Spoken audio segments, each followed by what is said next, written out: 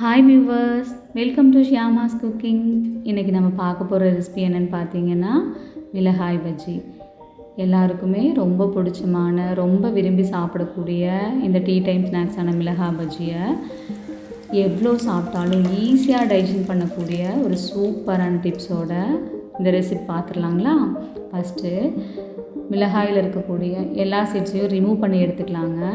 ஏன்னா சீட்ஸோடு போடும்போது குழந்தைங்களுக்கு சாப்பிட்றதுக்கு ரொம்ப கஷ்டமாக இருக்கும். ஒரு மிக்சர் ஜாரில் 2 ஸ்பூன் ஓமம், 2 ஸ்பூன் சீரகம் ஆட் பண்ணிவிட்டு அதை நல்லா கிரைண்ட் பண்ணி எடுத்துக்கலாங்க. இந்த ஓமமும் சீரகம் தான் நம்மளுக்கு ஈஸியாக டைஜஷன் பண்ணுறதுக்கு ஹெல்ப் பண்ணுது. இது கூட கொஞ்சம் சால்ட்டு சேர்த்துக்கலாம். சேர்த்துனதுக்கப்புறம் இந்த பவுடரை நல்லா மிக்ஸ் பண்ணிவிட்டு ஒவ்வொரு மிளகாய் எடுத்து ஃபில் பண்ணி நம்ம வச்சுக்கலாங்க.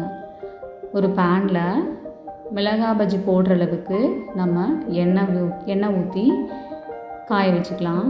கூடவே நம்ம ஒரு பவுலில் பஜ்ஜி மாவோ இல்லை கடலை மாவோ எடுத்துகிட்டு அது கூட கொஞ்சம் சாம்பார் தூள், கொஞ்சம் பெருங்காயத்தூள், கொஞ்சம் பேக்கிங் சோடா, நம்மளுக்கு தேவைக்கு தகுந்த மாதிரி உப்பு போட்டு ஆட் பண்ணிவிட்டு இதில் நல்லா தண்ணி விட்டு நல்லா மிக்ஸ் பண்ணிக்கலாங்க.